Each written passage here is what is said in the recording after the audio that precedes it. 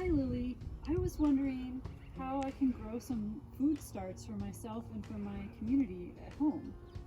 That is a really good question. There are a lot of really good options for growing your own plants. So I don't have any potting soil from the hardware store, so I'm just gonna dig up some soil from my yard.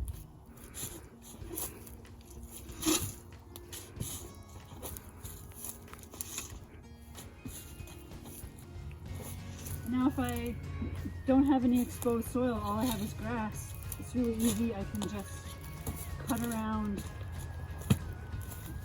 a piece of grass here and be able to lift it up out of the way, and now I can get at my soil underneath.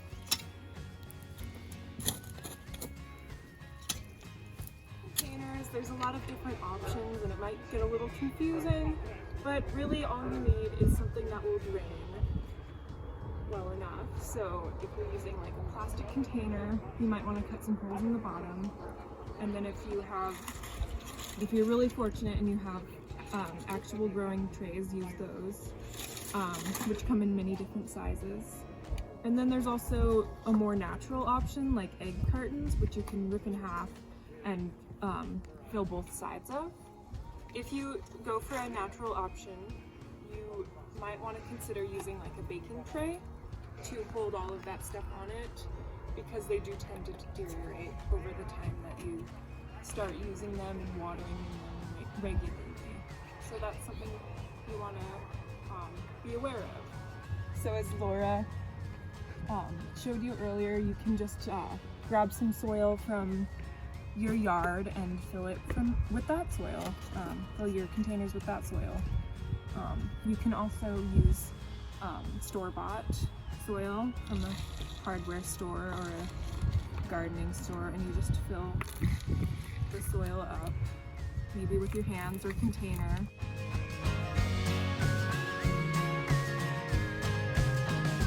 So what do I need to be able to grow my own food plants or to grow food plants for my neighbors? You don't need very many things. All you need are 5 things: water, seeds, soil, a container to grow it in, like so, and the sun. I'm gonna grow some food plants for sure. Good, I'm glad.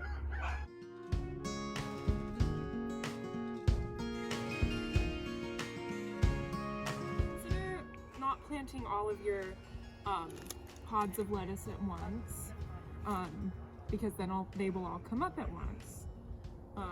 Maybe every 2 weeks would be a good amount, so you can have lettuce consistently throughout the summer. I like winter squash, so I want to seed some winter squash. So one of the things to know about when planting seeds is you want to plant it in the soil at least twice as deep as it is wide. So these winter squash are pretty thick, so they're going to need to go double that deep in the soil. So here in my egg carton, I've got my seeds lined up.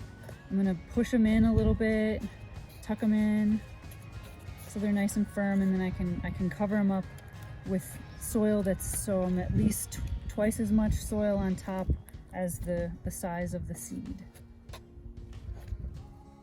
And then now this is going to be ready for me to add water and put in my windowsill and get ready to grow. And in about a week or 10 days, these seeds are going to emerge. And something that's really important, you can see on the seed packet, it'll often say in the bottom corner, germ, and then a number. And what that is the germination rate of the seed. So I'm looking at this, I see it says germ 86%. So that means 86% of the seeds that I put in the ground are going to grow. Well, I want to be sure that I have enough. So I'm going to overseed just a little bit, because kind of my philosophy is it's always easier to thin out plants than to wish you had seeded them before. So I'm going to plant some of this kale. This is scarlet kale. Kale has really neat round seeds. They're not too thick, so they don't need to go that deep in the ground. But I'm going to plant them in this was like a cornmeal container that I just cut the top off on, filled with a little bit of soil. So I'm going to place some seeds in here. I'm probably going to put about 10 seeds in here, and then cover it up with soil. And kale is super, super quick to grow. So it should emerge, the little seedlings should come out in about 5 to 7 days. It's a really quick return. you feel really good about it. So now I'm gonna have probably 8. If I planted 10, I probably have 8 plants that come up. Well, that's too many for this space. I'm probably gonna thin them to about 4 kale plants. One thing I'm super excited about this year is growing chard. And it's really simple to grow, and the seeds are really fun. There's some debris in here. But the seeds, they've got kind of like a popcorny look to them, which I kind of find interesting. And following the same practice we've been doing, 2 times the diameter, we're just going to plant a couple on the surface of the soil, a little bit apart, and just add some soil to the top, just a thin layer. And maybe we'll do a couple rows because we really do like chard. It's a really fun leafy green that, in my opinion, tastes better than a lot of the other ones. Chard is also really cool because it's related to spinach. It's in the same family as spinach, but it grows all season long. So spinach will grow and then it'll bolt. It'll go to seed when the weather gets hot, but Swiss chard won't do that. So you can keep harvesting Swiss chard leaves all summer long. You just always need to leave the inside 3 leaves of the chard plant and it'll keep growing back. So we also like to label things so we don't forget what we actually planted and then have a whole head scratching moment later on. So I'm going to label the kale that we just planted with a blue tape and a marker. Just gonna put a simple kale because we only planted 1 type of kale. And I'm gonna peel that off and put that on the container so I don't forget.